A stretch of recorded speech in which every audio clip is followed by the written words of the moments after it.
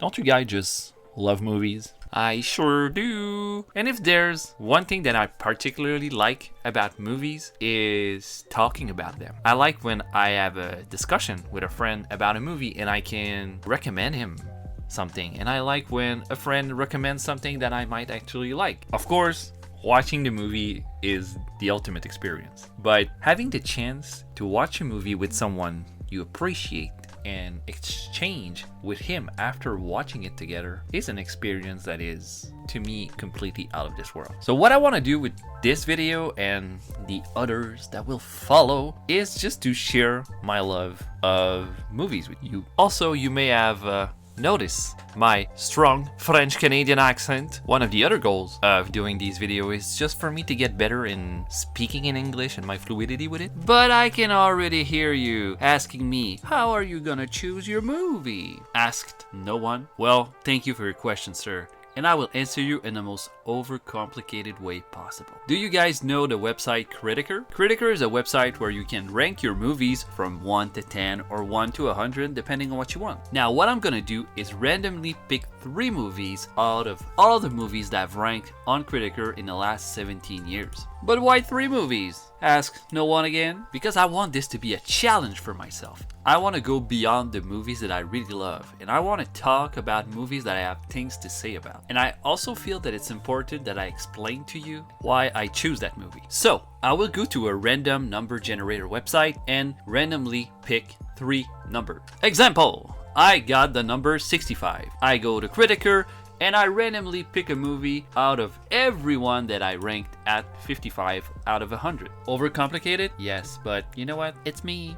So, what were my 3 magic numbers? The first number that I drew was 94. Pretty high number, so I was pretty excited about it. The second number I drew was 77, and the last number was 60. Pretty interesting because 60 in my eyes is the minimum of an acceptable movie in my ranking. So the first movie that I got with the 94 was Limelight, a 1952 movie made by Charlie Chaplin. I saw the movie only once, and it was on cable TV when I was in student exchange in Manitoba, so we're talking 15 years ago. The second movie that I drew was The Brotherhood of the Wolf, or in French, Le Pacte des Loups, a movie made by Christophe Gans in 2001. I have a pretty strange relationship with that movie because when I was younger, there was a network called Super Écran. It was this kind of weird channel where every time there was a movie on DVD and VHS that came out, these movies were on this channel and they were looping like 5-6 times a day.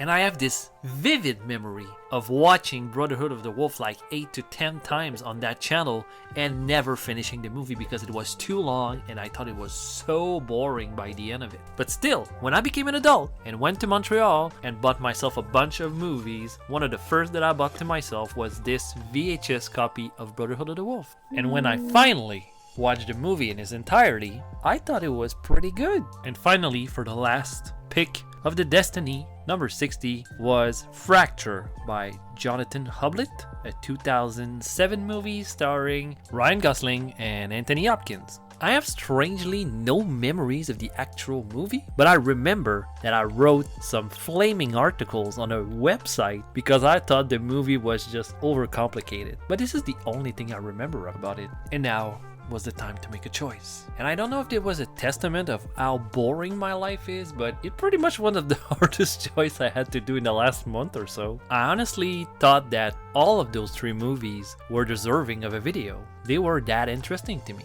Finally, I made my choice, and I chose Limelight. Reason number 1, it's been so long since I saw the movie. I'm just curious to see the difference of appreciation of this movie I could have at 35 years old than I had when I was 20 years old. Reason number 2, I just bought myself a biography of Chaplin named Chaplin is Life and Art by David Robinson, and I've been looking for an excuse to just dive into it. And the last reason, I recently watched a Chaplin movie made by Richard Attenborough with Robert Downey Jr. Really liked it, and I feel like it sparkled my love of Chaplin that I think goes way back when I was a young adult. So in order to completely understand Limelight, we have to put the career of Charles Chaplin in perspective. Because Limelight was not just a movie. It was made at a specific moment in Chaplin's career. And that moment was full of drama. I could make a 90 minutes video about it, but I will try to be quick here. We are in the 1950s in the United States, at the peak of the Cold War, and the fear of communism is in full effect. Chaplin had been suspected by the government for many years to be a communist, and there were many reasons to feed that belief. Chaplin never asked for American citizenship. His incredible speech in The Dictator was also inspired by many key elements of socialism ideology. In the 17th chapter of St. Luke it is written, the kingdom of God is within man, not one man nor a group of men, but in all men, in you. You, the people, have the power to create machines, the power to create happiness. You, the people, have the power to make this life free and beautiful, to make this life a wonderful adventure. He was publicly advocating for the opening of a second front in Europe in order to help the Russian soldier during World War II. In his circle of friends, there were many known communists. He even made it speech during communist meetings. He called Russia a brave new world. He even said that the socialism ideology was something that every human being should aspire to live. Personally, I still don't think Chaplin was a communist. He was attracted to socialism ideology because it was a system where every human being were supposed to be equal. The US government, though, had a more black and white position on the matter. With Chaplin being only suspected of being a communist, everything would be harder for him in Hollywood. But even though his public image was being slapped around, Chaplin prepared Limelight with total serenity. He was happily married, he started a new family, and more important, he was convinced that people in the United States still loved Charlie Chaplin. In 1948, Chaplin started working on a scenario of a movie called Lightfoot. In 1950, Limelight, or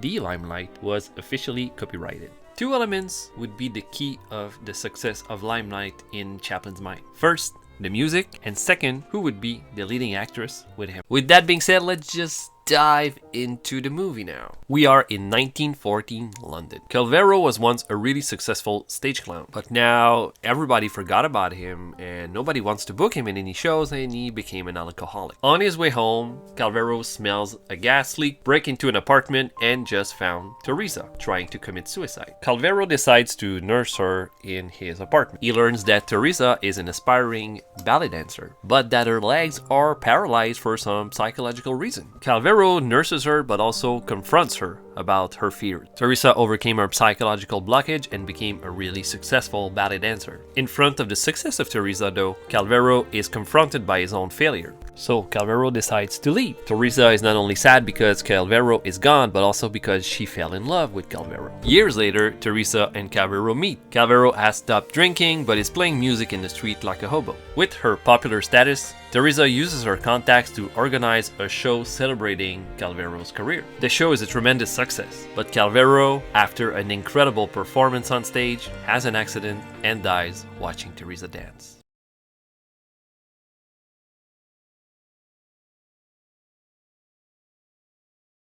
So I know that the title of the video is that Limelight is Chaplin's last great movie. It doesn't mean that Limelight is free of any criticism. So I will go over different elements of Limelight and you will see that some will stick more than others. First, we need to dive into the main characters. It seems pretty clear to me that this is the main focus of the movie. You can argue with me that art and the stage experience is the main focus of the film, but I will debate to you that Limelight is more about the career of Chaplin than it is an homage about art. Teresa is an important character in the film, but I would say that the movie is just about Calvero. And I will boldly go further. Limelight is only about Charles Chaplin. The similarities are easy to see. Calvero, just like Chaplin, thought that his audience abandoned him. Calvero, just like Chaplin at the time, want one last taste of success. Both of them will find one last success with Limelight, but the outcome will be unexpected. The character of Calvero is based around tragedy. He's a drunk and also an unbookable comedian. He is simply in a sad,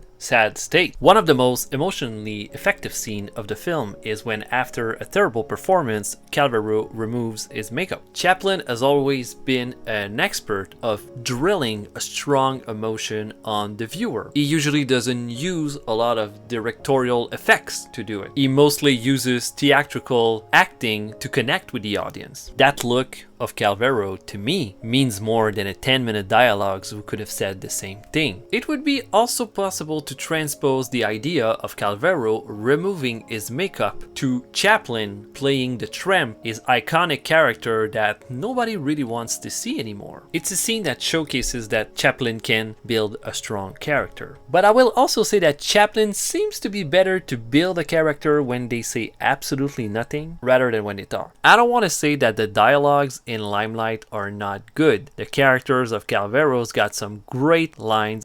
What do you want a meaning for? Life is a desire, not a meaning. Desire is the theme of all life. It's what makes a rose want to be a rose, want to grow like that, and a rock want to contain itself and remain like that. Well, whatever happens, there's always that little home in the country. This is my home. Here. I thought you hated the theater. I do. I also hate the sight of blood, but it's in my veins. I know a man without arms who can play a scherzo on a violin and does it all with his toes. The trouble is you won't fight. You've given in, continually dwelling on sickness and death. But there's something just as inevitable as death, and that's life. Life, life, life!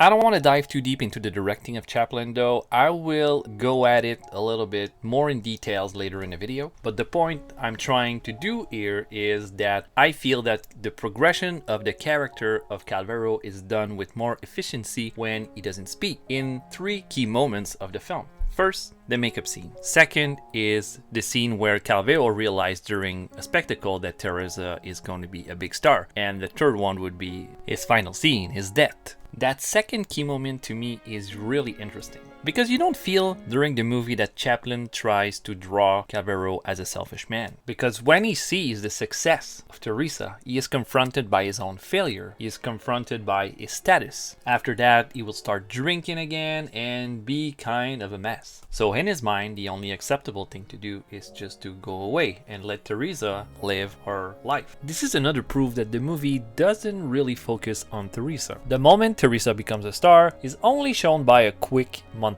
After that, the attention is on Calvero's show, not really on Teresa in any way. To me, it's normal, because the movie is about Calvero. To me, Teresa is more of a narrative tool used to build the redemption of Calvero's in the end. Because if Calvero is in a scene, he will take the entire space of the scene. It's been well documented that in Chaplin's movies, he is like a magnetic element. What I mean by that is that everything and everyone in Chaplin's movies are like attracted to him with positive or negative thoughts in mind. But it's way easier to use that technique in a silent movie where there's a lot of physicality involved than it is in a talking movie like Limelight. Here, Calvero's is getting all the attention in every way possible. You can see it a lot in the dialogues between Teresa and Calvero's. During a lot of these dialogues, Teresa will just be in bed and Calvero will use the entire scene walking around the room in dialogues that can go from 5 to 10 minutes. Some people could say that the dialogues with Calvero's in Limelight feels more like a play than they feel like a movie. And I tend to agree on that statement. But I also think that when Chaplin used the power of theater and the power of cinema in the same scene, this is where Limelight totally shines. The perfect example would be my favorite scene from the movie, the moment where Calvero's die. Strangely, in this scene where Chaplin doesn't even move, it weighs more symbolism than pretty much anything he did in that film. Everything here is a reflection of his love for art and for the stage. Not a single word is said in that scene, but still you understand everything that's going through everyone's mind. Calvero's died doing what he lived for. Everyone understands that this great artist will just no longer be around. 15 years after I saw the movie for the first time, it's still an incredibly touching moment. The fact that it's filmed like a silent movie scene adds emotional value to it. Chaplin was the silent movie star. It was the moment in his life when he was creating the most, the moment he became a star, the moment he became the symbol of silent cinema. Was the scene intentional in that way? We don't know. To me, it's hard to get closer to a perfect ending. Chaplin did 2 other films after Limelight. He did in 57 A King of New York, which was pretty forgettable, and in 67 he did A Contest from Hong Kong, which was kinda bad. Watching the movie again, I kinda tried to convince myself that it was Chaplin's last film because it would have been such a perfect ending to his career. And even though I don't agree with all the things that Chaplin did in the making of Limelight, I just cannot deny that he made a strong character in Calvero.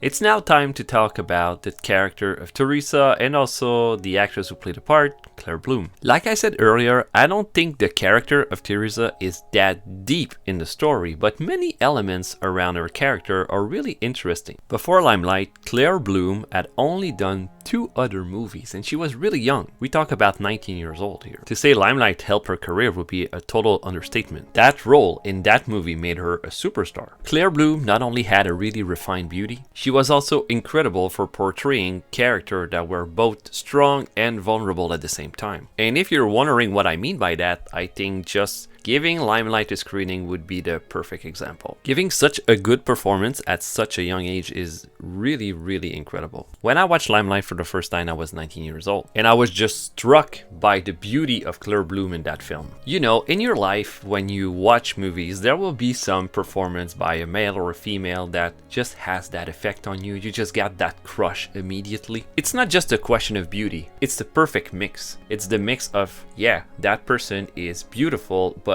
she is nailing that role totally. In my own experience and with my personality, I can count on 5 performances like that. And I feel that it depends on where you are in your life the moment you watch the movie. Out of my head right now, I would say Sigourney Weaver in Working Girl, Natalie Portman in Closer, Brooke Adams in Invasion of the Body Snatchers, all the work of Janine Turner in Northern Exposure, and Claire Bloom in Limelight. The thing is, you're attracted to the character. You're not attracted to the person, really. To me, it's a testament of how great an actor or an actress is when they're able to create that into you. So I don't think it's no surprise that Claire Bloom made a career of that role. And the luckiest person in that whole project was Chaplin itself. Because his standards were so high, it took months for Chaplin to find the perfect co-star. According to Chaplin himself, he was looking for 3 things when looking for a leading lady for his movie: beauty, talent, and a great emotional range. And I think we can all agree that Chaplin completely hit an home run when he decided to receive Claire Bloom for an interview. But because Limelight meant so much for Chaplin, it was really hard for him to make up his mind to who was going to be his co-star. After working extensively with Claire Bloom for a week on the role of Teresa, it took Chaplin 3 months to call her back to finally say that she had the role. During the preparation of Limelight, Claire Bloom understood something that was kind of strange. Behind the scenes, Chaplin was really generous of his time with Claire Bloom. He said a lot of stories about his childhood and how he wanted Limelight to look like the London from his childhood. And he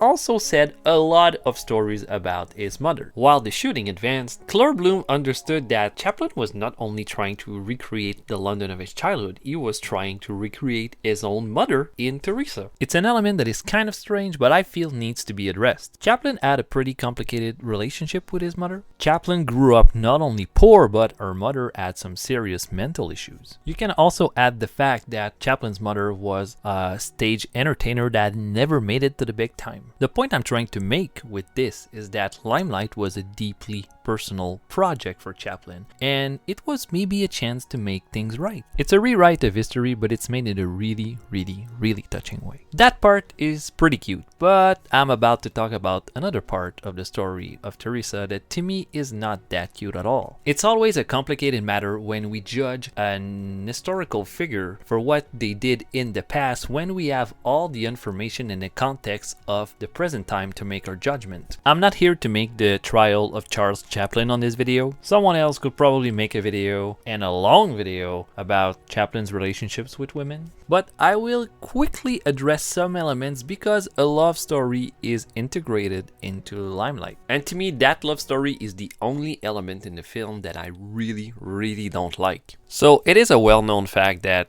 Charles Chaplin loved young women. And I mean really young women. His first two wives were 16 when he married them. He married his third wife, Paulette Goddard, when she was 22. Some rumors said that she was lying about her age and told Chaplin she was 17. His final marriage was with Una O'Neill, who was 18 years old when they married, and Chaplin was 54. So when I watch Limelight, I have this really awkward feeling. Because Teresa is completely in love with Calveros in the movie. The age of Teresa is never said in the movie, but we all know that Claire Bloom is 18 years old in the film. Calvero doesn't want a romantic relationship with Teresa, thank God. But to add this element in a really personal and autobiographical film is a strange choice. Not only because adding this element in the movie raises some questions, but also because that love story is completely useless. I'm never buying that Teresa is in love with Calvero. Not because of the difference of age, but because there is simply no sparks. And there is no specific scene where you feel that there is a love connection between the two, except for these scenes where Teresa will just go on a rant about how much she loves Calvero. I think this element of the movie is simply strange. There is no need of acknowledging any romantic